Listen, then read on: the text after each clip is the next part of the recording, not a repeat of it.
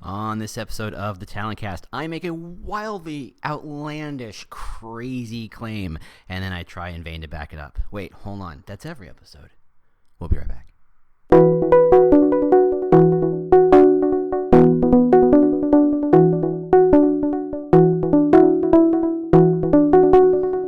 Howdy. Welcome to The Talent Cast, where we talk about the new world of talent acquisition and recruitment marketing. I, am your host, James Ellis. I was bitten by a radioactive recruiter once and discovered I had strange new powers, and thus we are here. This podcast is not sponsored or supported by anyone whatsoever. We've instituted a 100% no pitching rule. We're here to learn, teach, and discuss so we can all become better recruitment marketing thinkers. I'm not here to sell you anything. If you like this podcast, and I really hope you do, tell the world on LinkedIn and Twitter and any other place you're professionally social. I'm pretty sure your friends don't care. You can always review us on iTunes or Google Play. We really appreciate that. As always, if you have comments, questions, topic suggestions, if you would like me to discuss your particular problem, if you know someone I should interview, reach out to me on the Twitter. It's The War for Talent. That's right, The War for Talent. Or just go to our website. We're at thetalentcast.com, thetalentcast.com. Otherwise, here we go. Hope you enjoy.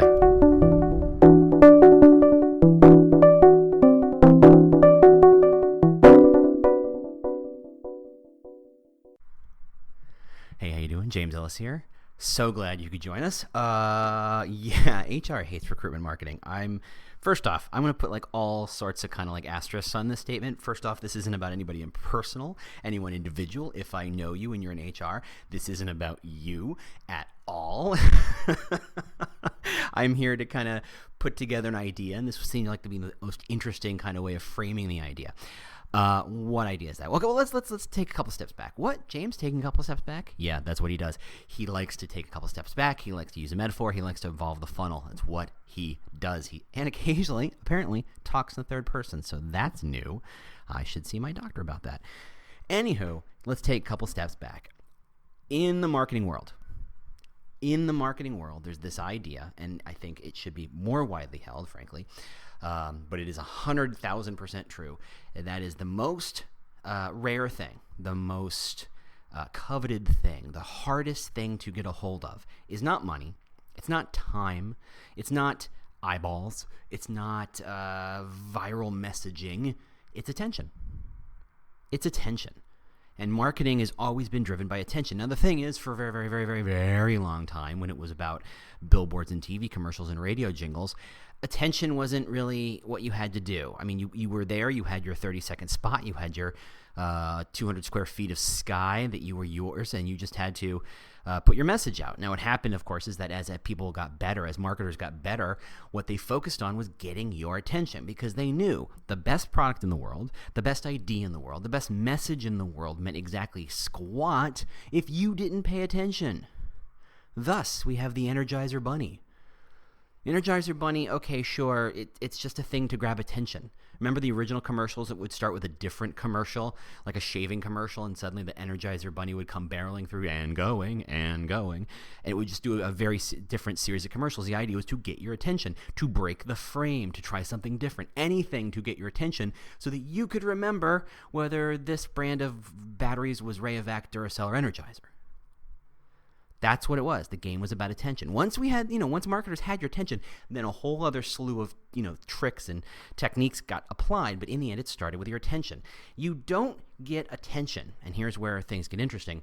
You don't get attention by doing what everybody else does, okay? If you are, trying to sell, let's go back to batteries. What the heck? If you're trying to sell a battery, you don't make a battery that looks like everybody else's battery. You don't make claims that sound like everybody else's claims. You don't try and become yet another. You have to stand out. You have to be different. You have to do something interesting in order to gain some attention, right? If you don't try and gain that attention, if you don't try and differentiate yourself, and there's an interesting word we'll come back to, if you don't try and differentiate yourself, you are a commodity, right? Think back to the PC days, for those of you who are old enough to remember that, before we all had iPads and laptops. They were just gray boxes, right? It didn't matter if it came from Gateway or IBM or Dell or Compaq. They were just gray, big old hulking aluminum and steel boxes. You slap some components in and away you went. What mattered was the operating system and the games and the software and the tools you put on top of it. What happened with Apple was that, they differentiated themselves. We said, look, we're making our computers look different. And that's the original iMac, the one that looked like a fishbowl with a handle on it. Weird though it was certainly different. That's what made Apple Apple. When Steve Jobs came back, when he threw out half of the SKUs and said, okay, we're building too many add-on components. We're building too many Me Too and commoditized components. We have to be different. The only way to challenge the industry is by being different. Right? And that's the same if, Audi, for those of you who like cars, for a long time, Audi was not even also ran. It was a barely ran. In the 80s and 90s, it was barely noticed as a brand. In fact, for a while, it got famous because somebody claimed that occasionally the accelerator would just go off out of nowhere and they would run things over and they would claim that Audi's cars were bad that way. Turns out they weren't. But the news was bad enough that it completely decimated the brand here in the U.S. And so what did Audi do? Eventually they got around to the fact they went, okay, we have to be different. In order to compete with Mercedes and BMW and other high-end brands like that, we have to be different. And what's their different? That four-wheel drive thing, the quad, whatever the heck it is. They were the only company to make a nice car that had four-wheel drive.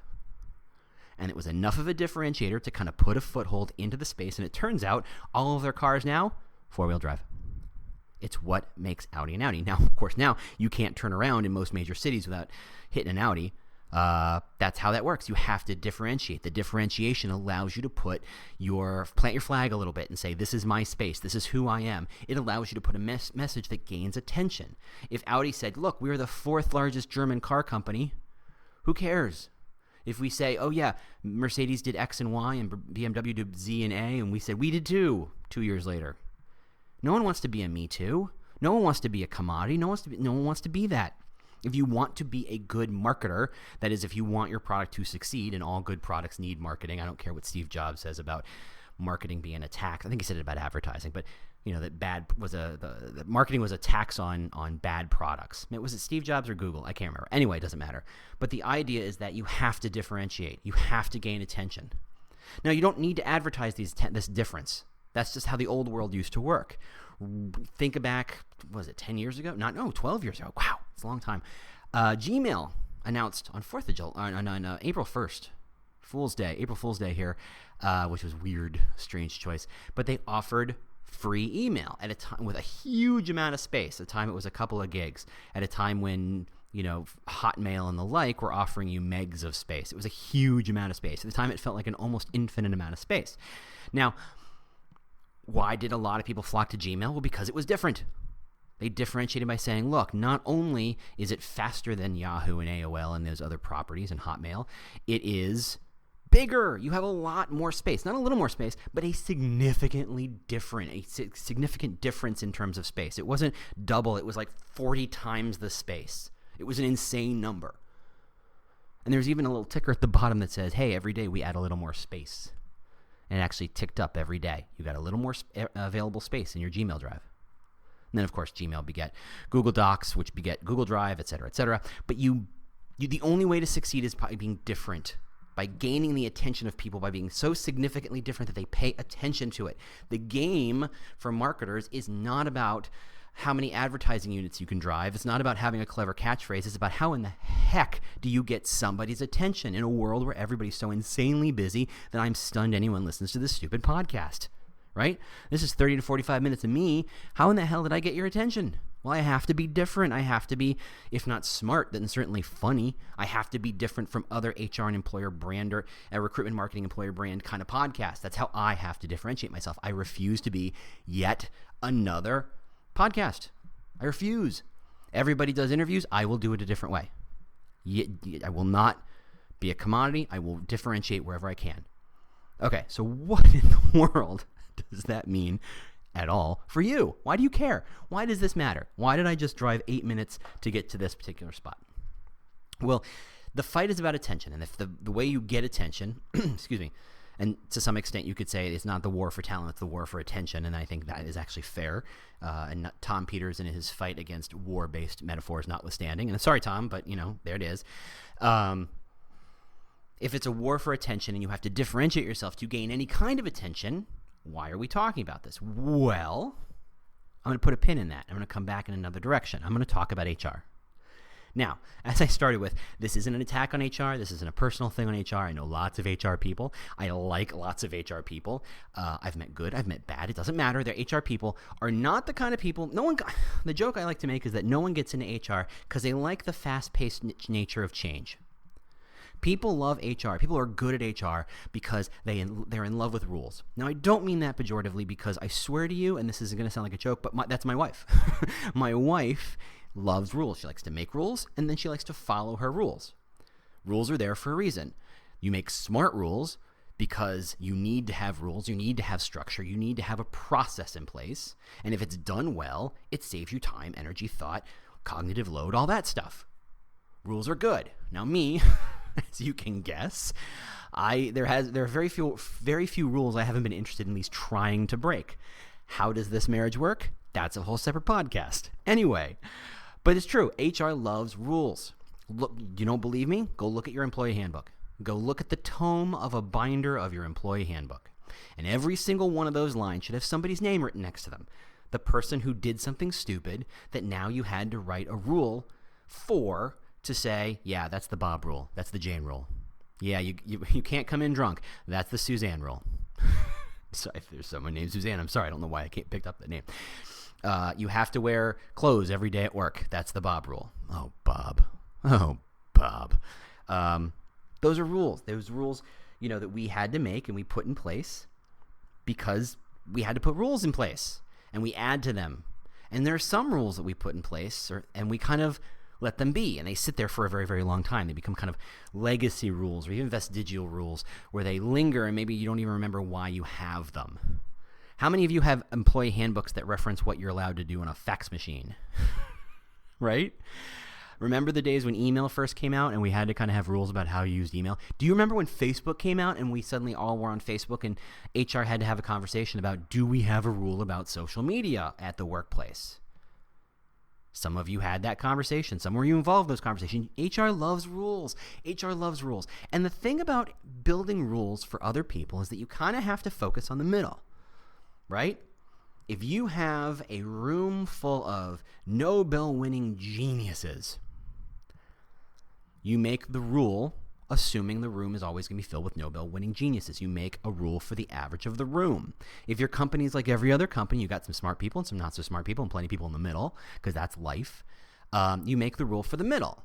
And you say, okay, I know you're smart. You're going to have to understand that we had to do this, maybe not quite least common denominator, but certainly in the middle. And for the people who aren't in the middle, you got to catch up a little bit. You make rules for the middle. You make rules for the masses. Those rules don't always apply to everybody evenly and equally. For example, if you have a rule against Facebook and your CEO posts on Facebook during office hours, are you firing him? No, or her. Sorry, that was weird. No, of course not. CEOs have different rules. They have different ways of applying those rules to them. And if they said something naughty or horrible or stupid, yes, you might kind of slap them on the wrist, him or her. I don't know why the gender thing throws me. We need a just completely non-gender specific noun, and them is kind of weird. Anyway, you don't apply the rule to everybody the same way, but you still have to make the rule. You still have to say, sometimes it's our intention to say, look, we want you to be here at work working. And it's not a place to do Facebook. It's not a place to do your podcast. It's not a place to do YouTube videos. It's a place for work, and thus we should focus on that. Now, the nice part is that there's got to be companies who made rules for Facebook, and then it turns out 10 more social media channels popped right up, and they had to wonder, do we have to make rules for each individual one? This is how HR thinks. For better or for worse, this is how HR thinks. There's a reason why people get into HR and they don't go into marketing or sales or development, for example. It's not a good or bad thing. It's different. I am not an HR person. I'm not good at HR. I do not like rules. I don't like to make rules. I like to break rules. I tend to make changes all the time. I do not like structure. That's me. I would not be happy in an HR role. And yet here I am surrounded by HR all the time, which is, we can talk about that separately. So here we have a world in which, in order to do good marketing, in order to tell a good tale, and you have to grab people's attention, you have to be different. And there you have HR, who really says, whatever you do, don't be different. It makes our lives harder. We want things structured. We want things by the book. And that's why when in my old life, I used to go into and talk to big companies, and they would talk about best practices. And we would pitch them an idea, and they would ask me, they'd say, hey, that's great. That's a great idea. Can you show me the 10 other companies who did that better or did that really, really well? And we can play follow the leader. Now, they never said so we can play follow the leader, but that was the unspoken term. If I'm pitching massive company X or Y, and I say, here's a crazy idea, you should make a podcast. And you should interview your staff and talk about what it's like to work there and why they love working there. And they would say, great, that's a fantastic idea. I love podcasts. I listen to podcasts all the time. Have you listened to Serial? Have you listened to S-Town? Have you listened to Invisibilia? Whatever it is. They love podcasts. This is a great idea. What other companies are doing this? Because we really won't do it unless we know other companies have done it. Which is kind of crazy because that's, they ask for innovation and you give it to them and they say, sure, show me the other companies who've done it, to which you say, then I guess that is an innovation, right? HR is terrified of blazing a trail. They like to make rules. And if they make rules and they're going to make a rule, they want to know all the implications. And the best way to learn that is not to go and blaze a trail and trip on your feet and fall down a couple of times and figure it out. That's an inefficient means of making and developing and understand the rules. The most efficient way is to turn around, look at a company just like you who's doing it and saying, I'm just going to follow what they do. HR loves best practices. They love them because you're saying this is a tried and true way of doing it. The problem is in a world, especially for a recruitment marketer, in a world where our job is not to be the same, but in fact to stand out and be different, to get attention. And by the way, I should clearly state, if you are doing what everybody else does, how in the world are you getting attention, right? If you are yet another company, if you're yet another PC company making the exact same aluminum and steel gray box, beige box, how do you stand out? You have to do something to stand out. And the problem is HR hates it when you stand out because it likes to make rules. It likes to follow that process. It likes to make sure it's doing it right. Let's put another wrinkle in that one. Best practices, for lack of a better phrase, suck. They're stupid. They're dumb. They are absolute meeting in the middle. So let's say you run a fast food company. And let's say you find that when you put a commercial on Facebook, it works really, really well. You get great conversion. Let's say your friend owns a B2B company. And when they put a coupon on Facebook, it goes exactly nowhere because nobody goes on Facebook to look for coupons for B2B software. Okay, the best practice is to use Facebook sometimes. Huh? No, the best practice is to say, the smart thinking is, look, there are occasions when a user who is on Facebook is the right kind of user we're looking for, and they're in the right mind space to absorb a message, and they're in the right mind space to convert and click a thing or do a thing. That's when we decide to do a Facebook ad. If you decide your audience isn't on Facebook, isn't using Facebook like that, is only using it on the weekends for whatever reason, you don't put a B2B ad there. It doesn't make any sense. They're not in that headspace. The best practice says, we've aggregated all the data from all the different companies and all the different industries, and here's the middle ground, and here's the best time. Here's the best way. Here's the average best. And I think that's junk. This is the same thinking that says you should always tweet at Tuesday at 3 p.m. because that's when lots of people are on Twitter. Okay, hold on. Let's stop and think about this one for a minute because this is one of my pet peeves. The thinking that says this is the optimal time to post to Twitter because this is when everyone's on Twitter, and based on our research at 1,000 companies, this is when your posts generally tend to get more clicked, is wrong on a lot of levels. And I'm going to break it down real quick. First off, Twitter is no longer chronological, it's algorithmic, meaning when you post it, it's not when people see it. 2, if it's widely known that Tuesday at 3 p.m. or whatever time it is the best time to publish, and it's not a secret, and you didn't pay to do primary research to develop that number, can't we say it's safe to assume that everybody knows that information and thus everyone is posting then? And if everyone's posting, then how in the heck do you stand out? See? This is what best practices kill. They focus on the average, they focus on the middle, they focus on the kind of mediocre middle. Marketing that focuses on the mediocre middle is marketing that fails every single time. This is not a joke. This isn't hyperbole. Marketing that focuses on the middle fails every single time. Marketing that works is marketing that does something different. As you know by now, this is a pitch-free zone. This is all about education. This is all about learning something. This is all about helping each other and taking what we're learning from each other and passing it along to the next person. So that means this is free. I mean, in every complete sense of the word, free.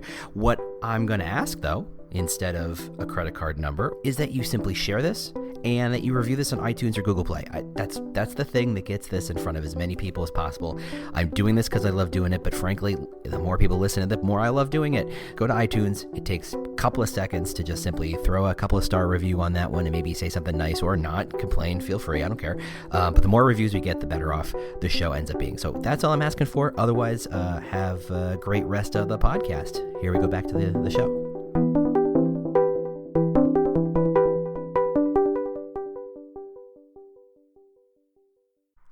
And I dare you to bring me a commercial or an ad that doesn't abide by that. You want to go back to the 60s and the Volkswagen and the Lemon and just think big ads? They did something different. Energizer, breaking the frame, different. It's all different. It's all about showing some sort of difference. And HR is fundamentally opposed to that thinking. This isn't about diversity of thought or diversity ideas. This is simply an idea that they like rules and they like structure, and what they want is a map to follow and do the thing over and over again. And that's why they hate recruitment marketing. They're fundamental differences in thought and how you apply things. In the war for attention, you have to stand up and yell a little bit louder, or yell in a funny accent, or yell in a funny way while you're wearing a chicken outfit, or something that stands out, something that makes people go, of the 1,000 people yelling at me right now, you're the one I decided to pay attention to. And it is 100% hubris and ego to think by following the leader, by doing what everybody else does, I'll naturally get some of the audience. God, that's a horrible way to think. You are commodity. You are doing what everybody else is doing. You're going to fail. Now, let's talk more directly about recruitment marketing and maybe even a little bit about employer brand. The problem here is, and if we can kind of take these notes and say, okay, these are interesting ideas, and we don't have to embrace them wholeheartedly. You don't have to embrace this idea that mediocre marketing sucks like I do. But if you embrace the idea that best practices are not always the best way to go, and in fact are usually the wrong way to go, that you should not be playing follow the leader, because playing follow the leader means you will get exactly no attention, because you will be in the middle of a mass of people just like you. You have to kind of think, what's next? Before I get to that, let's take that to a completely employer brand moment, right? If you are trying to hire a project manager, and who the heck is not trying to hire a product or project manager, right? Anybody? Nobody? Okay, everybody is. Great. And every product or project manager job description is written like every other product and project job description. Project. I should be more specific. This is when the rambling happens. Let's get clear. Okay, you got a product manager. Product. I'm going to try and get that right. You're looking for a product manager, and everybody's looking for a product manager, and your job description about a product manager sounds an awful like every other job description for a product manager. Why? Because statistically, you probably stole some of that language from somebody else's job description, or somebody did, or they stole it from you. Who cares? They all sound alike. Just like every product manager and project manager and entry-level inside salesperson and every HR entry level and every intro sales, or there's huge swaths of job descriptions that effectively sound the same, right? Because the jobs are effectively the same. You don't hire an inside salesperson and say, your job is to invent a brand. No, your job is to take calls and make calls. Your job is to do scheduled demos and set up demos and give a demo.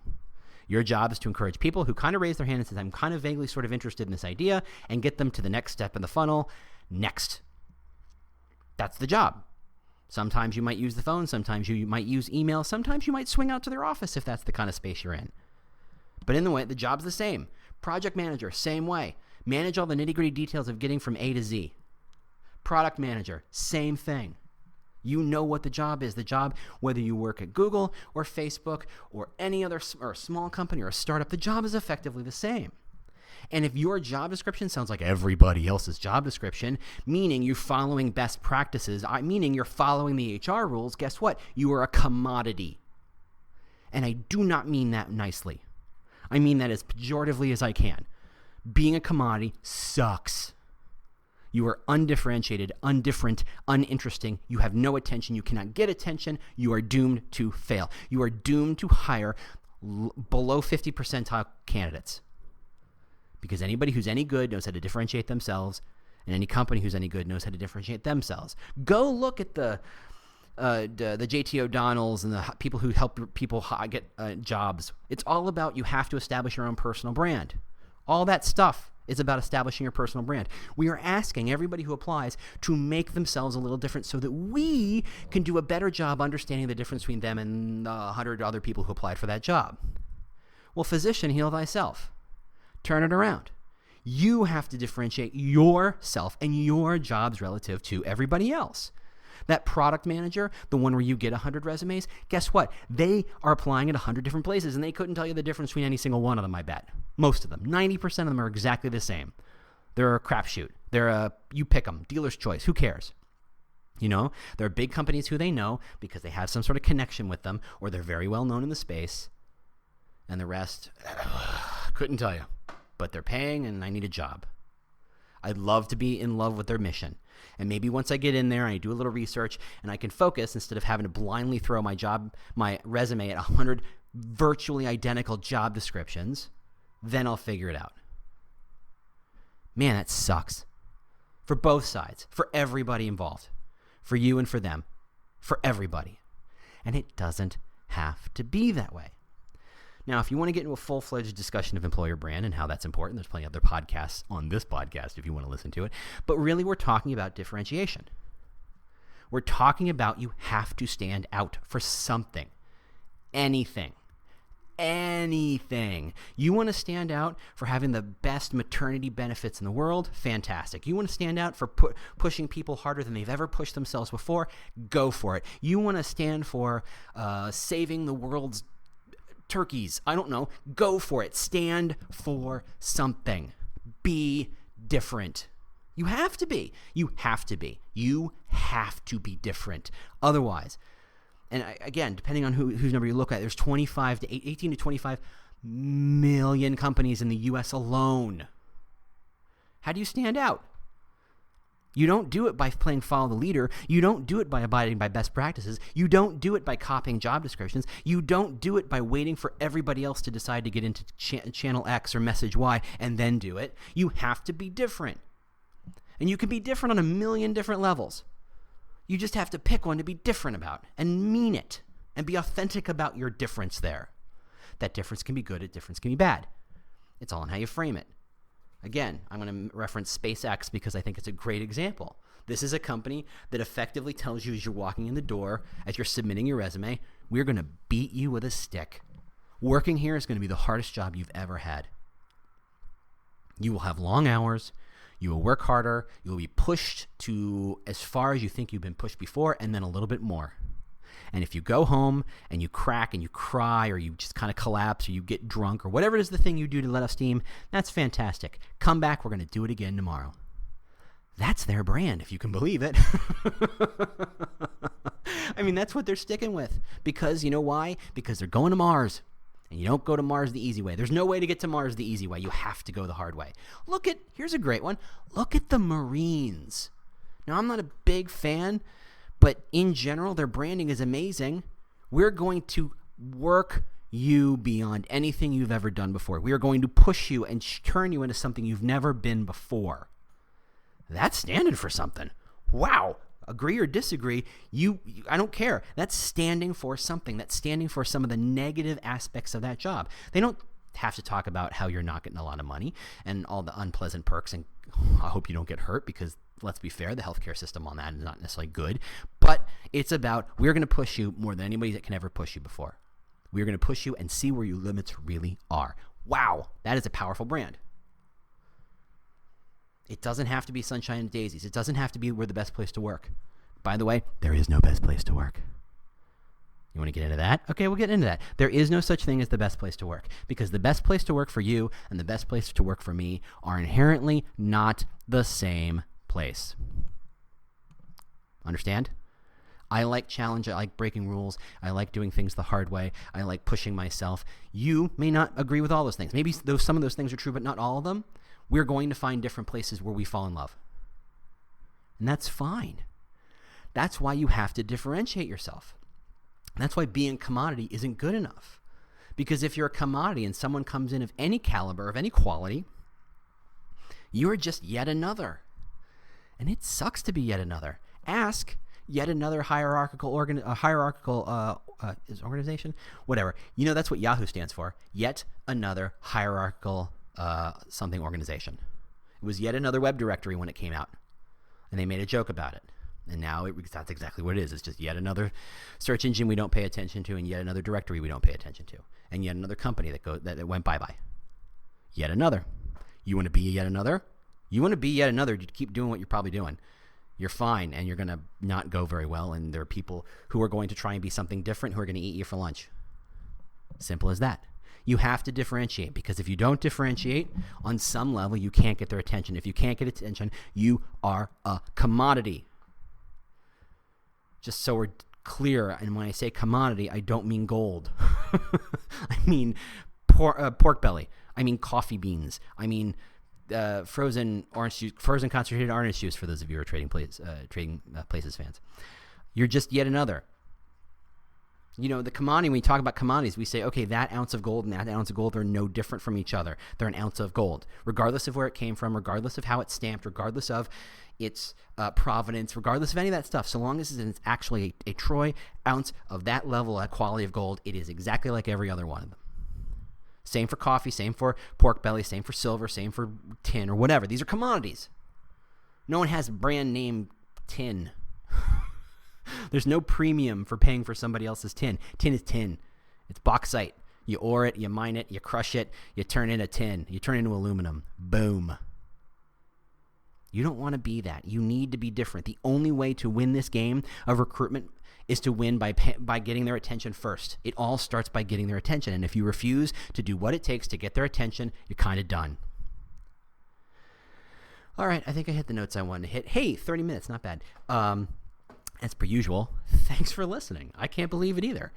You've wasted yet another half hour of your life with me. I do appreciate it. I don't understand it, but I appreciate it. Yeah, so if you love it, if you like it, tell friends, your professional friends, because I don't think your personal friends will even care a rat's behind about what we're talking about here. But if you have pro friends getting into this stuff, I'd love to kind of get shared with them.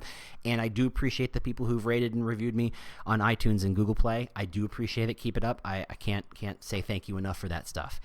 It's almost exactly why I do this. So that kind of weird positive reinforcement is almost the only reason I do this, because this is a weird way to spend a weekend, right?